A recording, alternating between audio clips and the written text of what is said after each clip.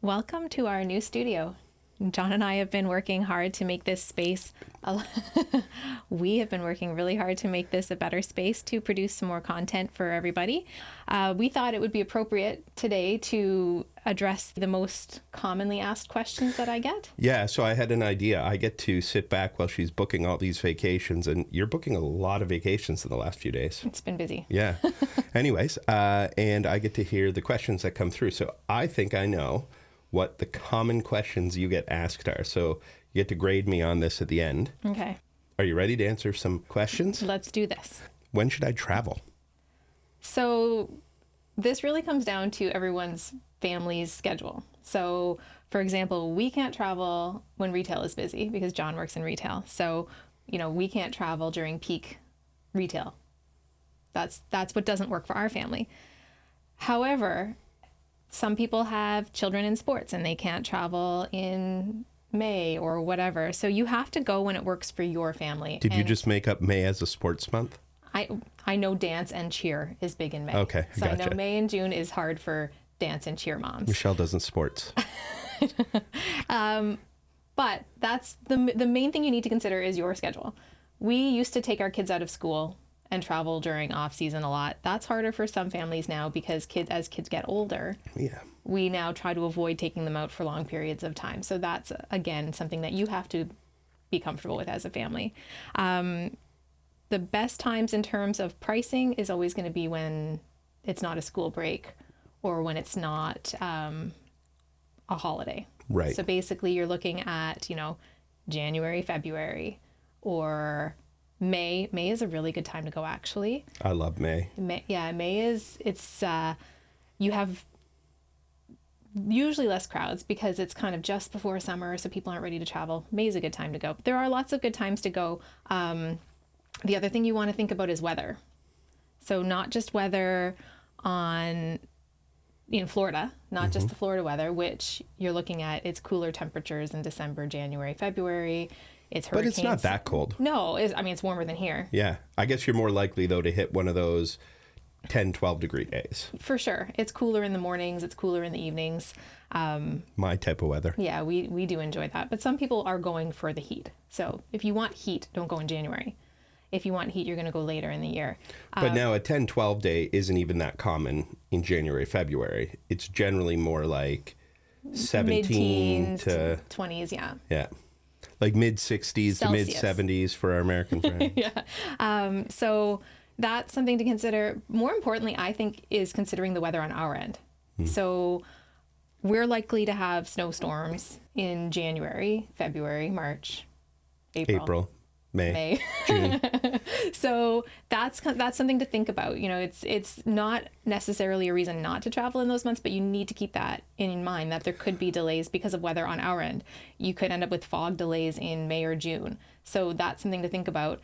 And then you got to think about weather in Florida, which is, again, it's the hurricane season. I think it's probably a better time to go when the weather's not good here. You just have to be prepared in case you need some flexibility around either getting out or getting in, right? So you want to make sure that you have flexibility of buffer time on either end, that if you were a little bit late leaving or you were a little late getting home, it's okay. So you don't want to be flying home the day that you have something really important to do. Right. Also, travel insurance, really important. Yes. So we've dealt with, not necessarily firsthand, but we've had friends who have had to go through insurance to get compensated for things that have come up, extra nights that you've had to add on. So whether you're buying additional insurance or you have it on your credit card already, it's comforting to know that you're not going to have to pay for those expenses. So yeah. Okay, I got another one for you. Yeah. Do I want to stay on-site or should I just stay off-site? So I'm biased towards staying on site. That is definitely our preference. There's a lot of convenience that goes along with staying on site. You're going to have that more in the bubble feel of being in Disney. It feels very different staying on site. You don't have to worry about transportation, how you're getting to and from the parks. You have more option for different promotions. You're not going to get free dining if you stay off site. Right. You also have the flexibility to come and go to the parks throughout the day. right? Which I love. That's really big for me. Midday break. Yeah. We need the midday break. So the ability to go back to the resort, have a swim, have a rest, and then go back to the park. You're not going to do that if you have to drive 45 minutes and wait in traffic. See, I feel like for me, the stress level goes down when I stay in the bubble. Yeah. Because if I want to go back for 2 or 3 hours, but we've already been in the parks, I'm not stressed about, okay, am I going to ruin everybody else's vacation or am I going to ruin their day? Yeah. I can go on back on my own and then like I'll text you guys and be like, hey, I want to come back. Where are you? Yeah. Hop on Disney transportation and zoom back then there. Vacation your way. Yeah, exactly. Our family motto happens to be vacation your way. You'll hear that a lot, actually. Yeah, because we love the same vacations, but we like to do them with some different priorities while we're there. Yeah, absolutely. So staying on site gives you that flexibility. And, you know, driving in Florida can be a headache. I-4. So the I-4 can be a nightmare. So that can be a problem. You have to pay for a rental car. You have to pay for parking. The prices do add up. So I do understand that sometimes staying off site can be cheaper. Yep. And it is definitely something that some people have to consider. If you have a really, really large family traveling together, for example, and you want to rent a house, that's something you have to look at, and you have to do what fits your family. You can have a fantastic vacation. And that can work really well. It comes down to what your priorities are and where you want to spend your money and how you want to do your vacation. So with the offsite, I know there's also some people rent a house, fantastic. Some people stay in the offsite partner hotels in the Disney Springs area and get tickets through Disney as a package. I do have a lot of people who do that as well. They use the free transportation through those resorts. And that can be a good option, but the transportation is not the same as the Disney transportation. So you do need to be aware of what that means. So it might mean that you have to pre-register for your transportation. It might mean your bus only goes every hour instead of every 20 to 30 minutes. It might also mean that it will mean that you're not getting dropped off at the gate at Magic Kingdom. Right. You're getting dropped off at the transportation center. From there, you have to take a boat or a monorail. Right. Just to get to the gate of Magic Kingdom. Every resort in the park has buses or monorail or Skyliner or boats or combinations of all of them. Walking paths, Our favorite. So all of the on-site Disney resorts have transportation to all the parks. I know that there's perks related to staying on site that are only offered on site. Yeah. What about things like dining? Can you get dining included if you're not on site? No, you can't add a dining plan. Okay. So that's one of the downsides of not staying on site. You can't book dining reservations for your entire stay 60 days out. So if dining reservations are really important to you, staying on site is going to be the better way to get those. What about early entry? So early entry is for Disney resorts and the select few Disney partner hotels. Just Swan and Dolphin? We'll put it on the screen. Yeah. Point to where it's going to go on the screen. Yeah. So it's going to go right here. Okay. It's because it has changed, but there are a select few that do get early entry. Right. And then what about deluxe hours if you're staying in a deluxe resort? So only the on-site deluxe resorts get the deluxe hours. Yeah. But now that's not every Disney resort anyways. No, it's only the deluxe resorts. It's amazing though. It is a you great can get perk. the even if you deluxe stayed hours. for like one night on a deluxe hours night, it is a really nice perk. Early lightning lane selection. So 7 days in advance if you're staying on site, you can book all your lightning lanes for your stay. It's only 3 days out if you're not staying on site. And just to give an example, I'm working on a lightning lane video for everybody. So I was playing around with it today. Because I'm not currently booked to stay on site, I can only book for 3 days out. So I can only look at the 3 day out window. Right. And the availability is not great. Yeah. Versus if we were booking 7 days out, you're going to get a lot of rides for early in the day and you're going to maximize your lightning lane usage. Right. Okay. So just things to consider, right? Because you can have a great vacation either way, but it's going to be a very different vacation if you're staying on site. For sure. And I'm going to just add this too. If you're a first time visitor, if you're a first time, I have a lot of families who it's their first time ever leaving the province. Staying on site is just going to be a lot easier. Stress-free. Stress-free. It's everything that you need is there. But for people who have been to Disney before and are really comfortable, it's it can be an option. Sure. Okay. Yeah. So you figured out you want to stay on site, let's Okay. just say. Yep. Okay. So then I hear the question all the time, should I stay at a value, a moderate, or a deluxe? And what's really different about all of those? Okay. So this is definitely a big one. So the way I like to look at it, rather than value, moderate, deluxe, are good, better, best. Okay. Yeah, that makes sense. Because value hotels are still great. Maybe I should even say great, better, and best. Because value hotels are fantastic. And if that's your budget, actually some people who even have the budget for maybe a moderate resort choose the value because of the theming, because it does have that over the top theming, right? Like when you look at Art of Animation or Pop Century, like they have the giant statues and they're super fun for kids. So, and you know, I often tell people our first several trips with the kids were at value resorts at All Stars, and which are the most affordable. And we couldn't imagine staying anywhere better. We loved our experiences at the All-Star resorts. Our kids loved it. And some of our best memories. Right. So it comes down that is number one consideration is going to be the budget. So finding what works within your budget. Beyond that, you want to look at the location of the resort. So proximity to your favorite park or proximity to Disney Springs. Like the location kind of factors into the price point at times. So if my favorite was like Hollywood Studios. Right. You might recommend something different than if my favorite was Animal Kingdom. Sure. Even within the same class. Absolutely. Yeah. So, because that brings us to the next, which will be transportation. So some resorts have different transportation to different parks. For example, if you love Hollywood Studios and Epcot, being on a Skyliner resort is going to be beneficial for you, because the Skyliner is the gondola that brings you to those parks. So, and there are resorts in every category that have Skyliner. Right. So you do have value, moderate, and deluxe resorts on Skyliner. And if you were going for a deluxe resort, and you're a big Epcot fan, you can actually stay in the Epcot resorts where you can walk into the park in 2 minutes. Absolutely. Yeah. And then, you know, closer to Magic Kingdom, if you want to be in the Magic Kingdom area, then that's only deluxe options. Right. So, but you can be basically right next to Magic Kingdom in a deluxe resort. But within those resorts, there are tiered pricing as well. Sure. So, yeah, the location for sure, transportation. And then the last thing you want to look at are the amenities. Right. So, for example, as much as we loved our time at All-Star resorts, those rooms are smaller. And our children are now both bigger than me. So 4 of us sharing a value room would be a bit tight. We do spend more time in our rooms because we do like our downtime. So it would be tighter for us.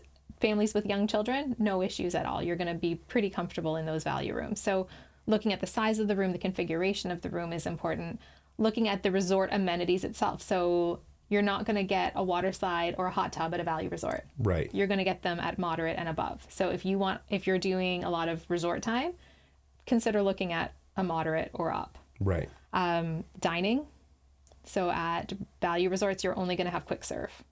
So again, quick serve doesn't mean hamburgers and fries all day long. There are some really great options within the quick serve realm. But if you go with a moderate resort or up, you're also going to have some table serve options at your resort. And when you get into the deluxe resorts, they typically have, you know, character themed dining and more options that way. Yeah, like in Grand, I think there's 7 restaurants or something like that. Yeah, and you know, there's all of the Magic Kingdom hotels have character themed dining, which is great. Yeah.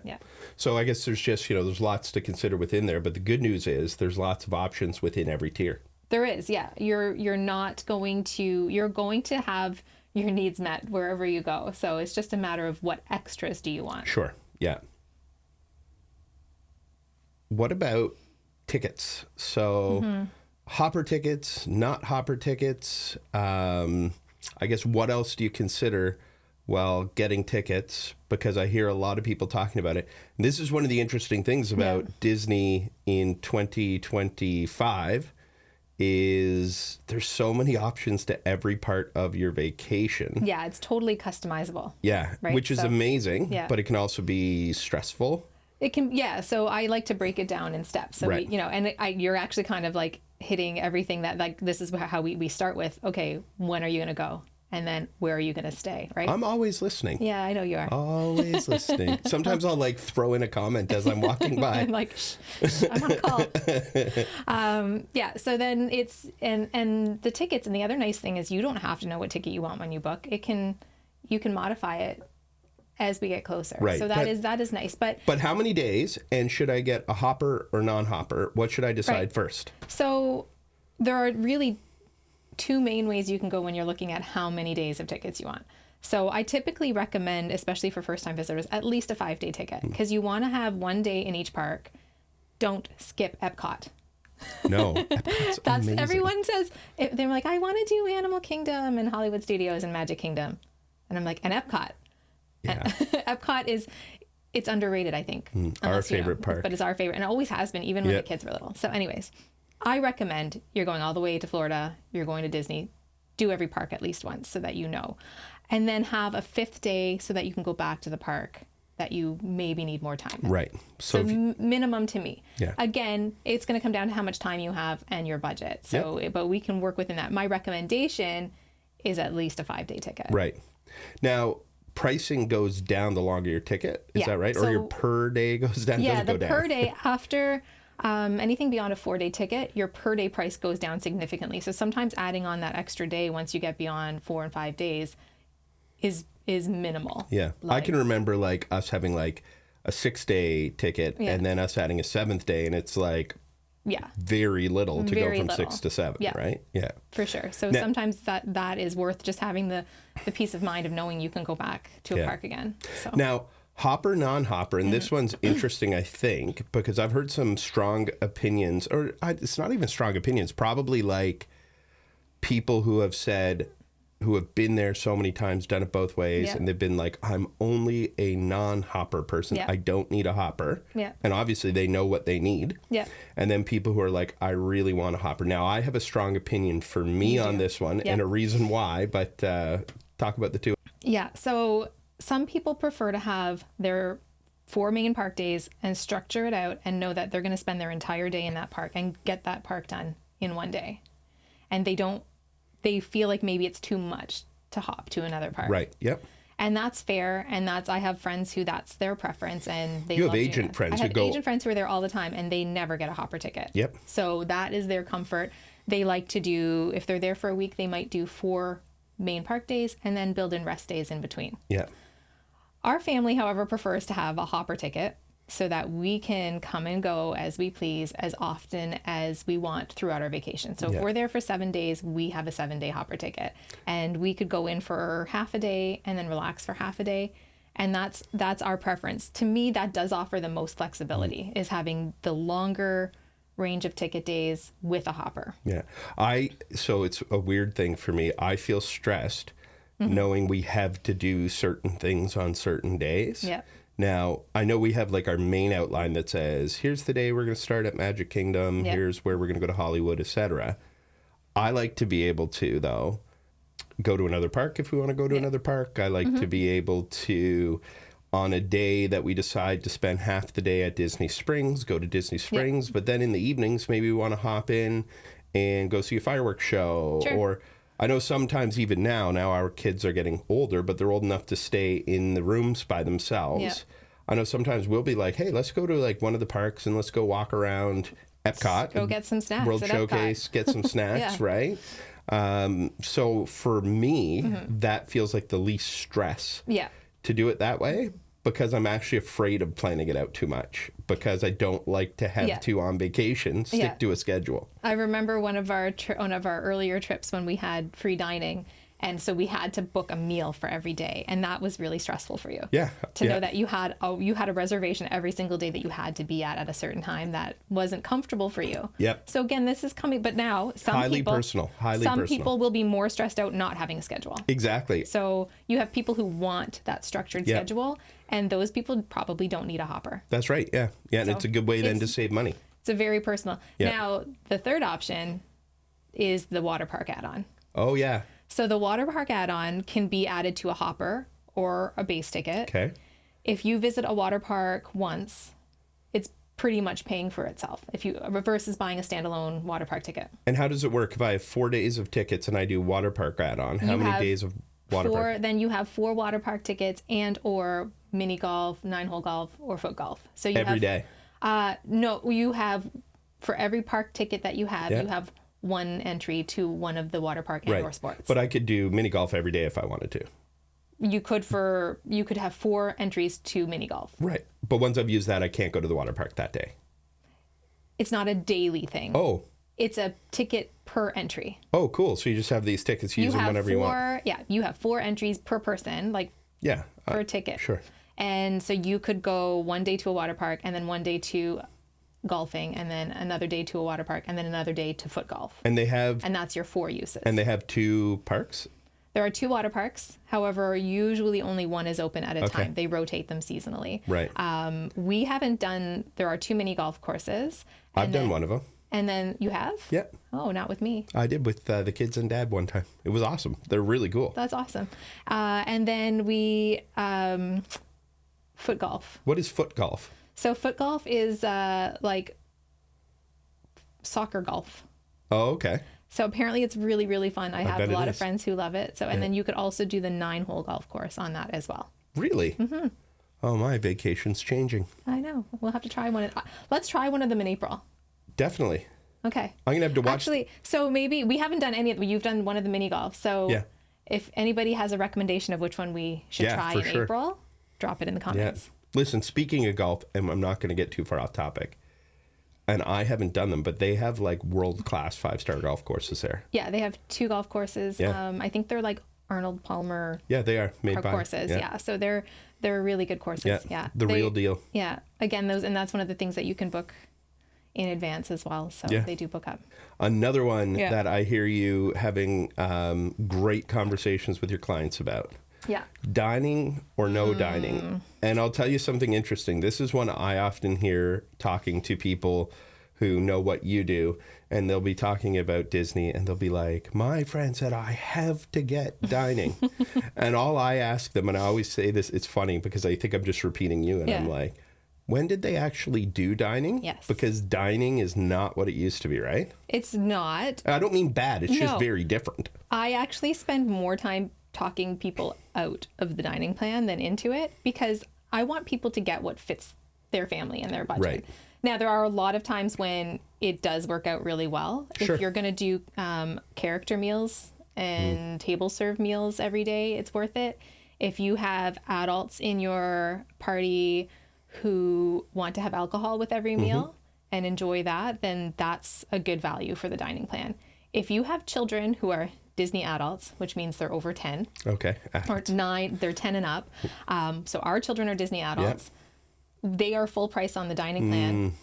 They're just not going to get the same value out of the dining plan as adults do, or children under 10. Children under 10, it's a good value typically. Right. And again, adults who are going to eat more and drink alcohol or the specialty drinks, the non-alcoholic specialty drinks. So there are ways that the dining plan can pay for itself. Right.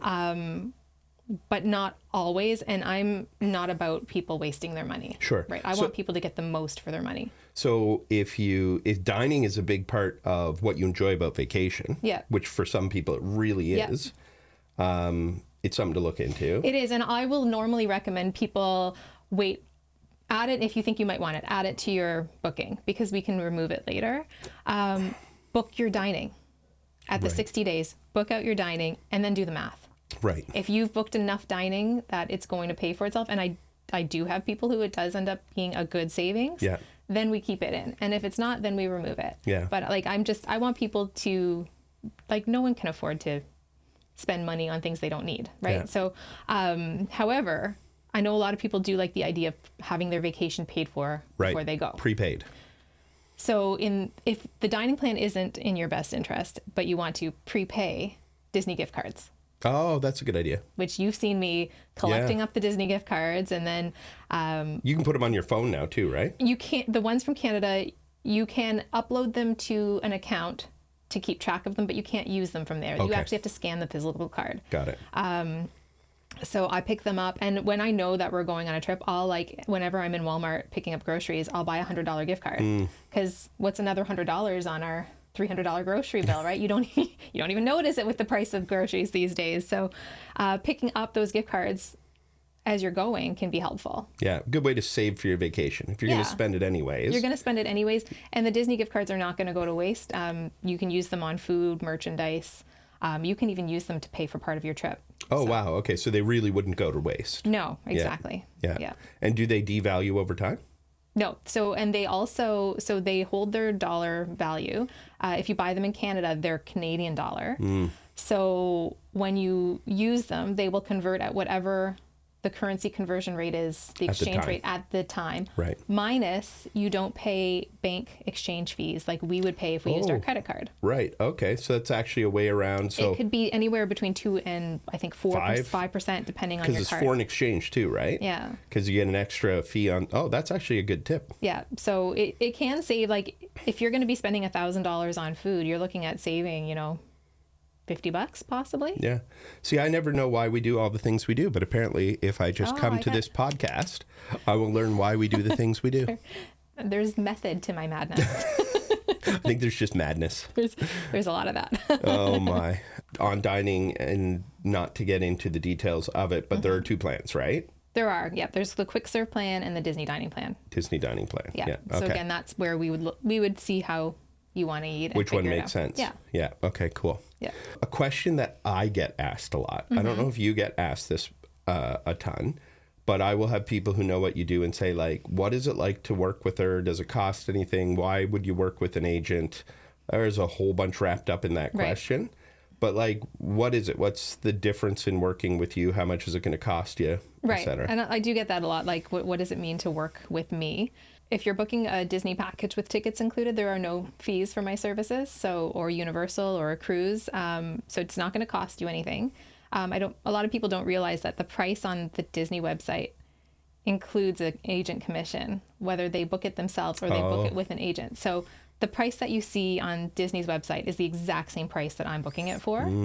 Would that be the same for like all agents, et cetera? Can, like, everybody gets paid the same way?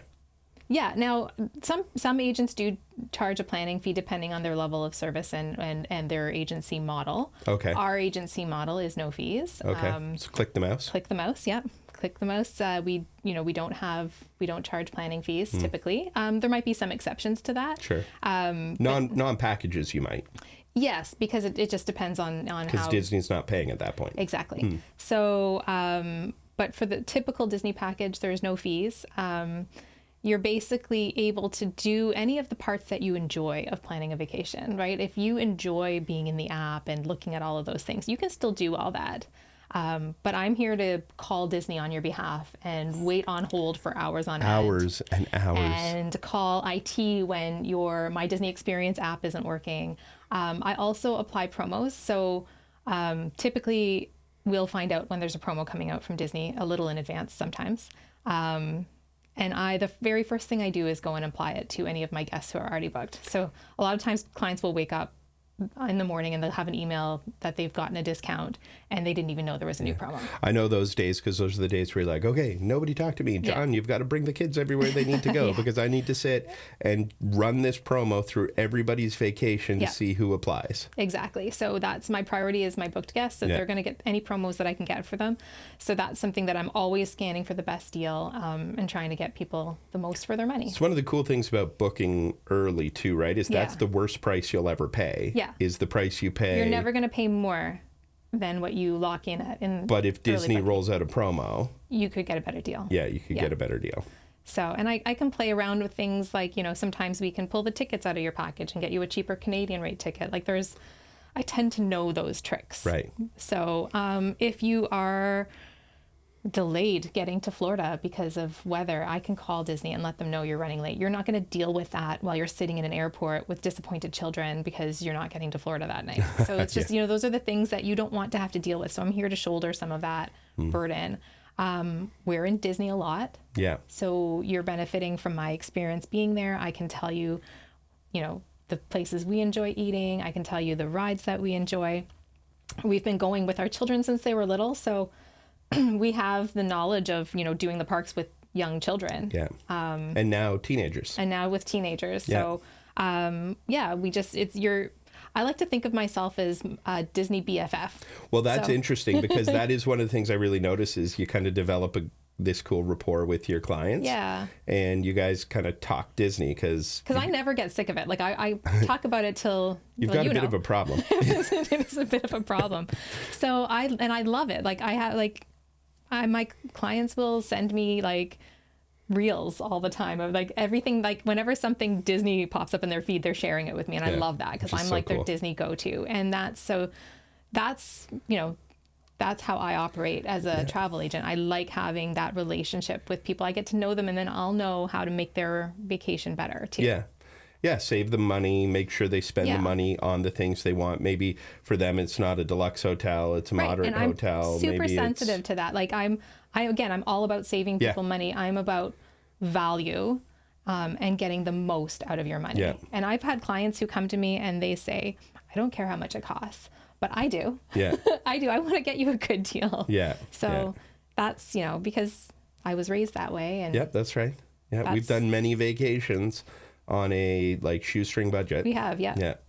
And also, you have this gigantic team of connections that, because I hear your phone dinging all the time and I'm like, who's that? And you're like, my agent friends. Yeah. And you guys are like asking each other questions. Usually there's one of you in the parks at almost all times. Usually you can get a hold of somebody in the parks to ask a question to, or someone who's run into any type of problem. If you haven't, with your hundreds of families that have traveled with you, if they haven't run into something before, you can usually find another agent who does. Who's been in that situation. Right, from DAS to, which is, Disney's the accessibility system, program to, different... where do I rent, like, where's the best place to rent a stroller? Like, where... Scooter for my elderly parent or... Right. And we also have some local agents too. Right. Like I have friends in Florida who work with the agency who I can talk to. So so if in the rare instance that I don't have the answer. And she tells me she has the answer to everything all the time, whether it's Disney or not. Yeah. So, but if I don't, I have people who do. So I will get answers if there are questions that I don't have answers to. And our agency is there for training pretty frequently too. So we're getting like the latest updates on everything. We have a direct phone line. We have a kind of special phone line for being platinum earmarked. I like to think it's like Mickey earphone that someone answers. It's like it's one of those Mickey phones. Hi, friends. I have a direct line to Mickey. So that's that's helpful.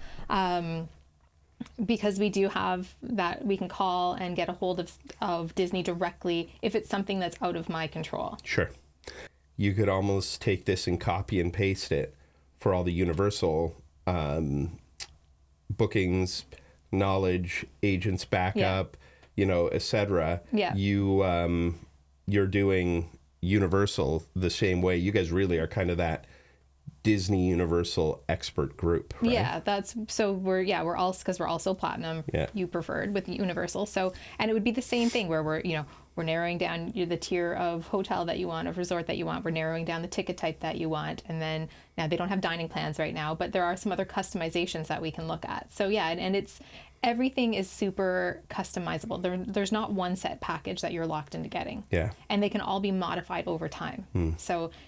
They also are booked with a deposit that's fully refundable until about a month to 45 days to a month before you travel, depending on if it's Universal. So it's the most flexible. Flexible. Interesting. That's not the same everywhere. Like if I go to Costco and buy, do I have... Some of those packages you have to pay in full. It depends on, like some of the bundled deals that come with like airfare and everything are pay in full upfront. So you have to be careful. You really have to read the fine print. But I will never book non-refundable package like that. Right. You're not going to get yourself or your client into that situation. No. We've seen too many. I mean, you've had a lot of, out of the blue things where a client's needed the flexibility all of a sudden. Yeah. And you've been able to offer it to them because of how you book them. Exactly. Yeah. And we'll do a whole other video on this, but I feel like we completely left Disney Cruise out in the dust. And I think that may actually be our favorite way Yeah, we're definitely... Or close to, I don't know, it's neck and neck, and we Disney cruise a lot. I think it's because we haven't cruised lately. Yeah. It's been a while since we've cruised, so we're feeling that itch to go. Now, quantify a while. Like a year. Yeah, exactly. Really hasn't been a while. No, but we're itching to go back. So definitely we could do a whole other like booking of how to choose the right cruise, because that's a whole beast on its own. Yeah. So yeah. And people can find your info down in the comments, or sorry, not the comments, down in the description. Okay. Down below. Yeah. So I'll make sure that we have that put in there. So if you're looking for a vacation, I'll have my tech team make sure that's there. Yeah, exactly. Producer John will make sure it's all put there. Perfect. All right. So how did I do on picking out what I think some of the most common questions are? Yeah, I think you nailed it. I think those are the main, like that's definitely what I spend the most time talking to people about when they first approach me. Yeah. And I feel like there's no such thing as well, actually, I feel like there is a such thing as a bad Disney vacation, but it's really a poorly planned vacation where you didn't know what to expect and you didn't book it expectations. That's what it is. It's about, it's about being prepared and knowing what to expect. Yeah, exactly. You don't want to listen. You do not want to spend that money. No. And then find out that you wish you had known about a different hotel, or you wish you'd known about a different ticket type, or you overspent on something that you didn't need to. I mean, I can see how all those things would be incredibly disappointing for a family. Sure. Yeah. So yeah, it's about communication, and there's a lot of back and forth at first, and then just kind of building and knowing that you can still change. It's flexible. Yeah. So cool. All right. So if there's anything in that video that was helpful for you, hit the like, subscribe, share it with your friends. The other thing is, I think you have a Facebook contest coming out. I do. Where you're going to be able to win a pretty cool prize. We have a little giveaway coming out. So on again, my Facebook, and that's Michelle P at Click the Mouse Travel. It'll be down in the description. I got you. Down in the description, yeah. And if there was anything in that video you'd like expanded upon, we are making content like crazy right now, so let us know, and we'll try to get to expanding on those topics kind of in more specific videos. So thanks for hanging out with us today. Thank you.